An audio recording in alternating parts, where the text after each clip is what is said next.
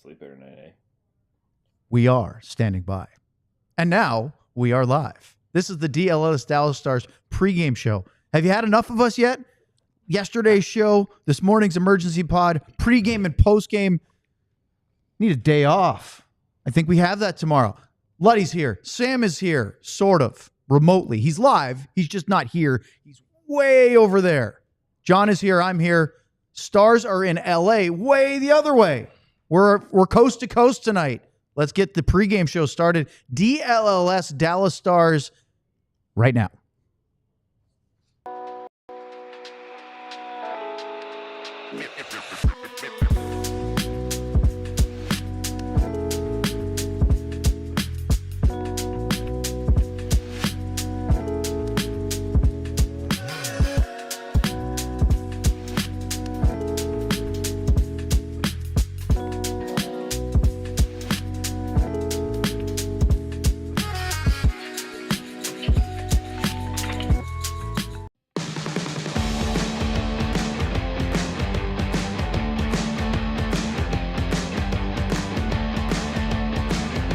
This is the DLLS Dallas Stars pregame show on a Wednesday night. Little rainy in Dallas. They need it. But they are playing out on the West Coast in Hollywood, near it, in Los Angeles, as the Stars and Kings open their season series, best of 3 this year. And the Stars are hoping to continue what they did last year. We'll talk about that. The Kings are hoping for a dramatic change of fate from what happened in the 3 games in 23-24. This is the DLLS Dallas Stars pregame show alongside Craig Ludwig. And way over in New Jersey, it's Sam Nessler. I'm Owen Newkirk. John Anderson, our producer. There he is. Oh, that was a very brief cameo. All right, guys, we have a ton of news to get to, but we have to start with what we talked about today, which is Tyler Seguin. We did an emergency pod. If you haven't yet heard it, we actually did a big 2-segment chunk of our show yesterday talking about hypotheticals, and then the news dropped this morning. So we did a 30-minute emergency pod. We probably could have done an hour easily. So let's get right to it. Luds, Seguin is now out. He will have surgery in New York, actually near Sam, tomorrow. Sam, maybe you can go by for moral support and say hi, get the latest. Just go into the city. Hang out in the waiting room. That's right. And then, of course... Him wake up to you. Wake up to Sam's mug. That would be a rude awakening, wouldn't it? Come out of the like, general anesthesia, and there's Sam. You know, what the hell happened? Where am I at? You would be really funny if Sam was dressed up as Ludwig. Yeah, wear your jersey. Wear your Luddy costume. Yeah, that would be. Wouldn't that be great to get the first quote out of his mouth as he comes out of the anesthesia? Would he be able to print it? No, probably not. No, definitely not. I'm still out. All right, so 4 to 6 months. We don't know the timetable. I'm going to play some stuff from Jim Nill, Pete DeBoer, Matt Duchene in just a minute. Actually, John's going to play it, but I clipped it. And we'll hear all that reaction. Now that you've had a few hours to digest this, what's your feeling, your thoughts from the emergency pod to now? Well, I don't think anything's really changed. It's still disappointing, not as disappointing as it is for Tyler and the rest of his teammates and the fans and the coaches. And it's because I sat here all day and I had a couple phone calls, talked to a couple people, talked to Matt Tkachuk again. And because again, how did the other 2 get along without Tyler? And if it was one of the other ones out, how would they get along without that guy? Because I do believe that this group of 3 has been obviously the Stars' best line from start to finish in all areas. And how does life go on for Marchment and Duchene when you have somebody different than Tyler Seguin over there? So, and I'm sure they're thinking the same thing. And I think the coaches are. I think this is up to the coaches now, right? I mean, I think they're probably hoping it's Stankoven that can come in there and kind of do what they need him to do. But the chemistry is a big thing. And for those 3 guys, they were the sum of their parts. Sam, I'm going to play, as I mentioned, a bunch of reaction. But just as you've been thinking about this today, what are your feelings now as we get ready to see the first game since Tyler officially is out for months? Yeah, you'll hear, I think, in the clips probably the reactions from the players that mimic kind of what I said earlier, where it's just a bummer is the number one thing that just keeps sticking in my head, that in both ways, right? The number one bummer is we all know Tyler Seguin is a great human being, a great player, and We just want to see him healthy, and especially not going through all of the crap he had to go through to restructure and strengthen every part of his lower body, basically. So that's the number one thing. And then on the other side is it's a bummer for the team, because not only is Tyler Seguin an important part of the leadership group and all these things, but Pete DeBoer, I think, has said multiple times throughout the season, he's playing some of his best hockey, probably the best he's played since Pete's been there, and probably even the best he's played since before that. So I think have that clip too. Yeah, so it's just interesting to see, like, this is a guy that's playing just incredible hockey right now, and he's part of the best line in probably the NHL. So it's a bummer for him. It's a bummer for his two line mates, who are now going to have to figure out a way to keep going without him on that line. As if that wasn't enough topics, we also have the Four Nations rosters officially announced. We'll get into all of that, but let's stick with Seguin for a minute. Let's start with the general manager, Jim Nill, his initial reaction on Tyler Seguin's injury. Yeah, Tyler's been dealing with this, been managing it, I guess is the best way to say it, for a while. And it just got to a point where it's time to have surgery. And that it's a wear and tear injury. You really don't know the time frame, and he was managing it as well as he could. And I was talking to him the other day, and he's off to probably the second best start he's ever had in his career. So tough timing for him and for the team, but get the surgery done, and he'll be back better than ever. Do you have a timeline as far as I know, that 4 to 6, but could he be ready by the end of the regular season? We'll know more after surgery. Once we talk to the doctors, they give us the window of 4 to 6 months. So we'll wait and see where that's at, and see what the doctors say, and the rehab. How does the rehab go? No surprise that he kind of tapped the brakes. Yeah. Wow. We've been working together too long already. Well, you were doing this, so I kind of figured. He tapped the brakes and kind of punted the answer until after the surgery, because everybody knows you go in and you see something maybe that you didn't see on an MRI or an X-ray or CT scan, whatever method you do to try to put some kind of diagnosis together. If it turns out it's better than expected, or as they expect, great. Looks like the rehab on the front side. If it's worse, which hope isn't the case, which was the case the last time Seguin went under the knife, they had more to do than they originally thought, then the rehab could be longer. Or, as Jim said, you have to kind of wait for rehab, because what happens if a player, knock on wood, has a setback? Or what if things progress nicely? You just don't know. Well, and you said punt. He punted. Seems to me in a football game there's a lot of punts. We're going to hear a lot of punting as this goes down the road. Yeah. I mean, he's not going to come out of surgery, and the doctors, whatever the doctors say, it's going to be a process. And we're going to see, how does he how does he react after the first month? And then, it's going to be that they're going to continue down the road. So you're right, though. But I mean, we hope that it's all good news and everything's cleaned up, or whatever they call it when they do this kind of stuff. And athletes are different than your normal patients, And first off, athletes don't have patience. And so they find a way to get back before they can. And what may even expedite it more is when Tyler's getting a little bit closer to playoff time, he'll probably start working harder, and things are going to, he's going to want to get back for play. If it's that long, hopefully it's not. But I think the way it sounds, we're kind of looking at that window. Well, let's hear from Pete DeBoer, his reaction, because I have a question for Sam that pertains exactly to that point. Well, you don't replace him. Tough news. He was battling with it, and we were hopeful he could play, and it obviously got worse and worse. So someone's misfortune is someone else's opportunity. We've got some people here that there's some key minutes and in key situations that are going to be up for grabs, and guys have to grab that opportunity. Well, yeah, I mean, that's he was really playing. He's probably playing the best hockey he's played in my time in Dallas, and that's why we were really hopeful that that this wasn't going to be an issue, and all of a sudden it became an issue. But that's what happens with injuries, right? They, who knows how it goes to that next level, but it obviously did, where it's unplayable. So, disappointing, because he's been a huge part of our team and he was playing so well. Now, Sam, I'm not accusing the Stars of being deceptive. I don't think that's what it is. But to say it just got worse, maybe it did. I have a feeling when they said at the Finland trip, he's managing something and he's probably not going to play back-to-backs. Now, he had that 3-game or 4-game holdout early in the season due to injury, and maybe it did get worse there. And then after that, they said, well, he's going to have to manage this for a while. And so we kind of had a feeling then that it probably wasn't getting any better until they had a procedure done. But I still wonder if at this point, nothing happened in the Winnipeg game that changed Seguin's situation dramatically. I think it's more about the calendar than it was, all of a sudden he just couldn't take it anymore.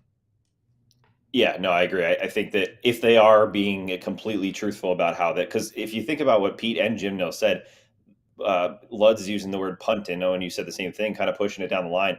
Why wouldn't the GM and the coaching staff want to push it down the line? If they have arguably one of their best players that's playing their best hockey. So selfishly, that's the wrong word, selfishly, but you know what I mean? For the team aspect and on the ice specifically, they want him to be able to push through it if he can. So it might have been that it was manageable, and then it just, worse and worse and worse. I don't think, like you said, I don't think something happened that made it worse. I don't think it was that he got hurt in a game and that made it unplayable. I think it was just that, from what I hear, as we talked about on the emergency pod today, it was brutal what he was going through to get ready for games and then recovering afterwards, which is why he wasn't able to play those back-to-backs. So I think it's something that just continuously worse and worse and worse. And then eventually it was like, all right, here's the situation. He's not going to be able to play, even not back-to-backs. He's not going to be able to play every game, even if he's not playing back-to-backs.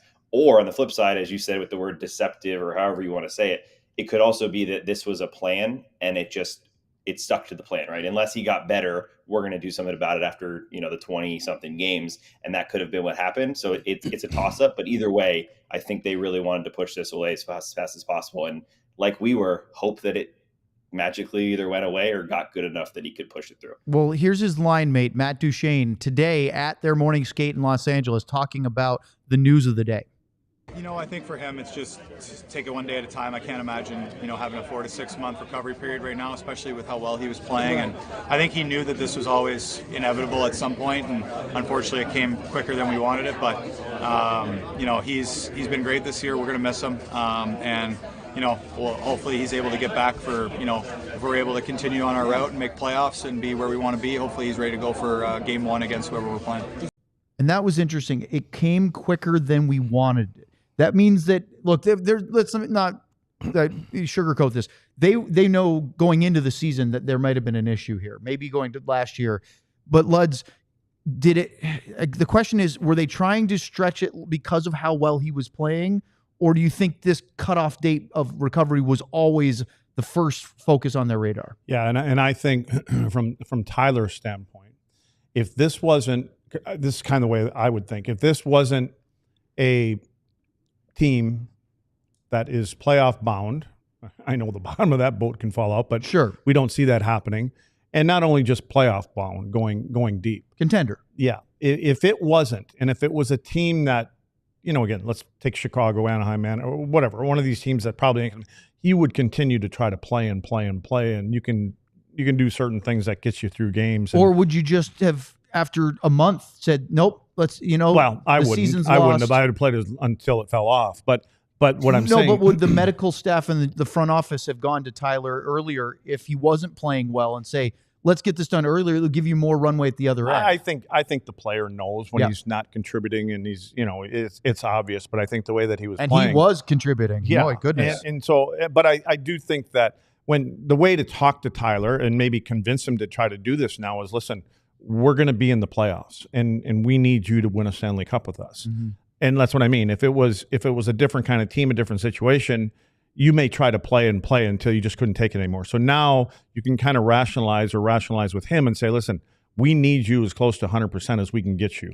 So we need you back with these other two guys, and we want you there at the end of the road. So, I'm sure that, I don't know if things changed. I think they've kind of come into this and knew this. It's a hip, right? So it didn't just happen at training camp. This probably started last year. It might have even hurt in the playoffs. Let's see if we can rehab it in the summer. Yeah. And go into the year. You can always go under the knife. At some point, they went in and they did another MRI and all these other things that they do, and they see different things. This wasn't a sudden shock for the player or the organization. Right. Yeah. I think they all knew this, and I think, Jim, the sky isn't falling in anybody's house here, because they all knew what was coming down the road. And it probably got to the point where, oh, that's right, I forgot about that part. We got the little thing. I didn't even do that on purpose, to be honest with you. It was turned down. Let's try again. Yeah. I was Okay. gonna say that was really subtle, the first one. So anyway, I think for everybody concerned, especially where this team is and where this team wants to be and expects to be, get him back as healthy as you possibly can. So get it done, and let's hope for the best. All right, Sam, let's talk about replacements, okay, and who fills in. Here's what Matt Duchene just said about Logan Stankoven joining their line in Utah. You don't replace a guy like Segi, and our chemistry of our line is something pretty special, and you can't. It's tough to recreate that. But having said that, we have Stank stepping in, which is very similar player, right-hand shot, good passer, good shooter, smart player.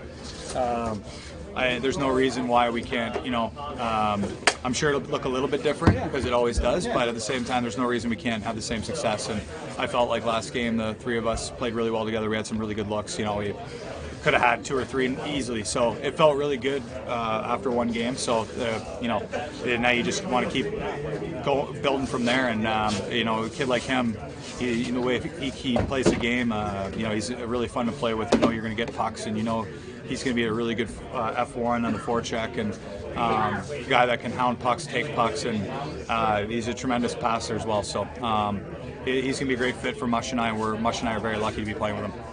In my experience talking to Matt Duchene over the last year plus in Dallas, he's extremely open, and I don't think he would say something like he did about Stankoven if he didn't truly feel that way. So now that you've heard that, although you probably heard it earlier, but now that everybody's listened to it, what are your thoughts about what he said about Stankoven?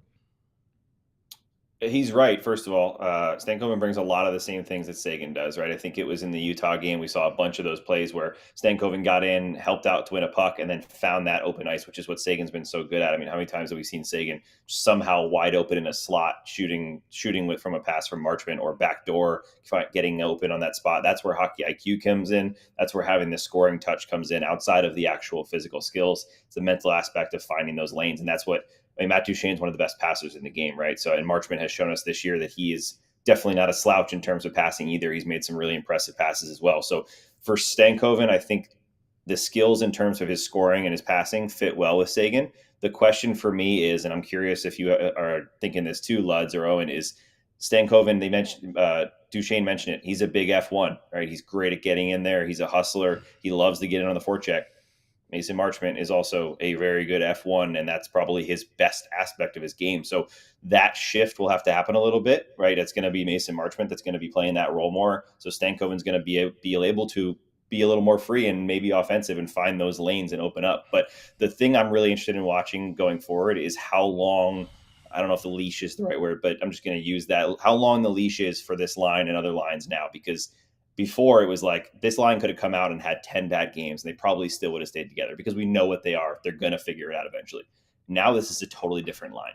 So if they go out and they have 5 games where they do nothing, does Pete DeBoer mix it up and put someone else there? Or does he split up a Duchene Marchment and try to figure it out? Because now you're not waiting for Seguin to come back in 3 weeks. So, hey, let's keep Marchment and Duchene together. Let Seguin come back and jump in. This is 4 to 6 months. You need to find a line that's going to work for the rest of the season. That might not be Marchment Duchene together anymore just because of everyone else. So that's what I'm really interested in watching is the leash and kind of how Pete works that. Thoughts? I mean, Sam says after 5 games, I don't think Pete is going to give them 5 games if it doesn't look right. He'll change within game if he needs something to get going. Yeah, and I don't know if there's anybody else to do that because I think Wyatt's found a home, and I think maybe Hintz has found a home with with him. You know what I mean? Mm-hmm. So I think they're going to like that, and they like what they see there. I want to go back to this F1 thing. So there's no question that Stank can get in and do all that kind of stuff. He's got to play more with his brain when you play with Matt Duchene. Yep. And the reason, Sam, so today I spent way too much time on something that ultimately didn't turn out the way I thought it was going to. But what I discovered is of the 30, I think it's 31 or 32 goals that these three have scored together as a line, 25 of them have come from center ice to the left-hand side of the ice, on that side of the ice. Yep. So then I got on the phone with somebody else, and we started talking. Then I kind of went, wait a second, it's about Matt Duchene. So when Matt Duchene is playing and he's coming through the neutral zone, because this line has been dangerous off the rush, not necessarily where they go in and forecheck, turn pucks over. they're dangerous coming off the rush, and it's with Matt Duchene. He gravitates to the right-hand side of the ice because when he pulls up and stops, and he's on his forehand side. So he's able to make passes to whoever he's playing with. So which tells me that Stankoven cannot be just going 100 miles an hour all the time. Now, Tyler could read off of Duchene, and he knew when to slow down a little bit. When you start seeing him come across in front of you, you need to slow up depending on where Marchment is, and then maybe you're the high guy to pick up that pass as a trailer, so to speak, or do you go through the net and you try to get that? Again, I just think that Logan now is going to have to think a little, try to get inside their heads. And what is Duchene? It's not so much about Marchment. To me, Duchene is the driver on that line, and he loves to come in on the right side for all the reasons I just said. So he has to be able to adjust to that and not be in his back pocket or someplace that he can't get him the puck now. It's an interesting thought, and I as soon as Letty said, I went, yeah, of course. Duchene always comes down and stops on the right, and then he makes a play or he goes down the wall, or we'll see. So you have to be pretty flexible to move, and that's the hockey IQ that Seguin has. And that, I think, is the most important thing. They have to have a guy with a high hockey IQ or a similar one to Duchene. But you also said something interesting to me off air about Marchment's perceived hockey IQ or his on-ice play growing this year and not necessarily just having to be that tenacious F1.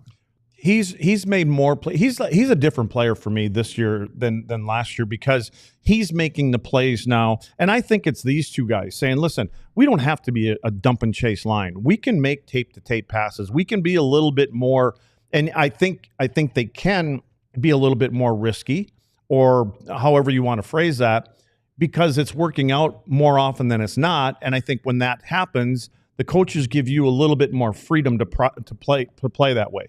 If you're turning pucks over at the blue line and the top of the circle and it's going the other way all the time, hey guys, this isn't going to work. They're giving them the freedom to do this, and I think now Marchment has learned where Duchene's going to pull up. He knows where Seguin's going to be, and he's starting to lay pucks into those areas the way that Duchene does it. So now that's why they've been so good together. They seem like they have the football earpieces that the quarterbacks have. Like they're talking to each other going up the ice. So that's where I think now Logan's going to have to somehow find his way to get into that same kind of groove that those two are in. And they're going to continue to talk to him. It's, these guys come back to the bench, and every time you see them, you get a camera shot of them. They're talking about that last shift, and which they all do now. So Logan, I mean, he may have to adjust his game a little bit, and he's that ever ready bunny and, going and stuff like that. Maybe a little bit more read and react, but you don't want to take that away from Stankoven because he is a dog on a bone. Well, the last thing I wanted to play on Nil was he was asked about using LTIR, or as the guys in hockey operations say, LTI, because that stands for long-term injured reserve. They call LTI. Everybody in the media broadcasting says LTIR. It's the same thing. But here's what he had to say about it after Seguin is going to go under the knife tomorrow in New York. Well, we're just in December here now, so I got to wait and see where we're at. I want to see what's Tyler's time frame. We got to see where that's at. Let's see where the team's at. Do we get other injuries? So you might have to fill other holes. So right now we don't have to go into LTI. We're in a good position cap wise. We got some cap room, and we're good roster wise. So we're just going to kind of monitor that as the season goes forward. Boy, don't play poker with Jim Nill. He's never going to give you a tell. But Sean said yesterday that he really likes a team. He may have even said it today. We've done a lot of this conversation the last 24 hours. But he said, I like when teams make a trade earlier than waiting to the deadline. It gives them more time to acclimate. But Jim Nill isn't going to go too early, because if the need changes a little bit, I'm sure he has an identifier of what he thinks the team needs right now. But Sam, there is a very distinct possibility that something else changes, and then you have to change your course. And he wants to kind of wait and see a little bit. And the part about the waiting to see on surgery gives you a better idea. Because what happens if it's best case scenario and they think Tyler Seguin's going to be ready ahead of time? Highly unlikely, but you don't want to handcuff yourself with LTIR where you can't bring him back until the playoffs when he could be ready a month before. Right. Yeah, you got to wait at least a little bit. And I'm with Sean. I don't think they should wait till the trade deadline to figure all this stuff out, because we've seen teams like Vegas, who last year, put together that crazy team, and they just never had the time to get adjusted, and it didn't work. So you don't want that to happen. You don't want to wait that long, especially when they know they need a defenseman, right? It seems that's pretty obvious. They know at least one of their needs. So maybe at least go out and make that move now. And then kind of figure out, like you said, with your needs, but not necessarily now. It's December 4th. They have time. But I think the key here, like Sean was saying, don't wait till March. Do this in January. Do this maybe February, so you at least have a little bit of time. And then, like you said, the other benefit of that is if you say you make a trade January 20th and they bring in someone, now you have almost a 2-month period to see how the team looks now with that new player or those new players. And then you might need something else on top of that, or need something because this didn't work. It just gives you the flexibility. And I think Jim knows way smarter than not using that time. But you're right. Wait now, let him get the surgery, maybe give him a month, and then say, where do we stand right now? What are we looking at? All right. See, they've identified what they need a month ago. You know what I mean? When you're talking about this or that, they knew that Tyler wasn't going to be 100%, right? So they already maybe it's going to be a forward, but I think it's a D. But what I'm saying is they already know with Tyler coming in that way. It's not like Tyler got injured last game and now we got to change course here and we got to change our need, because they already had what was going to happen. So they may have already had somebody pinpointed if this Tyler goes out first instead of a defenseman like I thought. Could it also be as simple as, let's see if any of the guys in-house can rise up and claim it, and if not, we know the guy we'll go after, or a couple of players we'd target if nobody within the organization takes that role. So what I would say to you then, in-house, you're talking about the guys that are here, and if we're just talking to the guys that are here, who can go up and claim it besides the guy we're talking about? I mean, besides Stankoven, maybe it's Dodonov, because I think he understands that it would put 3 lefties on the line, and Pete DeBoer doesn't really like that. He likes having at least one righty-lefty. I don't consider Dodonov a lefty because he loves playing over there, right? Yeah, I'm just thinking about for face-offs. But on the other side, you're limited. Yeah, I mean, is there somebody down in is Ritzkovian that's going to take Tyler's place with them 2 guys? No, I wonder if one of the guys in-house in Dallas can take it, and then somebody could come up on the other end and fill that role. Right now, today, even if everybody else is where you say they are, I don't know of another guy that can come up and fill in for Tyler because of the chemistry between the 3 of them. The only one I have a curiosity, well, there's a couple. There's Ritzkovian, they called up, and he's playing really well, would be Cole Lind, because he showed some power play I know it's preseason. He's a veteran in the AHL, maybe, but you're right. I don't know. Hey, I guess I'm thinking more the think alike. Yes, yeah, I do. Yeah, we were going to try to do 50-50. That's what we're saying. I was trying to do a little bit of more 4 nations. We'll have to talk more in the post game about it, but I did want to play this real quick because Roope Hintz was named to Team Finland, along with, of course, the already named Heiskanen and Lindell. Jake Oettinger to Team USA. Notably, Jason Robertson was not named to the U.S. But here's what Pete DeBoer said about these players this morning. Great honor, well deserved, and he's one of the elite centermen in the league, and so I think any of the 4 nations guys that were named, it's a great honor to play for your country. But there's also, having gone through the process, there's also a whole nother group of guys that weren't named that are still in the mix, because this tournament's not till February, and we've got some guys in our room that I know are in those conversations for all the different teams. Now, that's the part. I'll play the whole thing for that last bit. There are other guys. Remember, Pete's part of the coaching staff, so he knows that there have been conversations. Marchment, Duchene, maybe Robertson. Now, he wouldn't necessarily be in on the Team USA stuff, but the point is that he made, Luds, about not till February. Some of the guys that weren't named could very well still be on that roster if they have injuries. You're trying to keep your players positive and sell hope. Yep. That you're still in the mix, and I don't think it's as much for Duchene and Marchment. I think it's for Robo. Yeah, oh, totally. Even though, like you said, that would be a U.S. thing, not him. It's like, you're not out of this. We've talked. There's been conversations, and we know what the U.S. You know what I mean? You say whatever you have to say to keep your players and get players to the level that you want and believe. Like, Robo doesn't need another reason to kind of drop his shoulders right now. He needs to be, kind of patted on the butt, and you still got a chance to make that team. I'm telling you. Sam, a few seconds on all the 4 Nations stuff. Anything you want to touch on?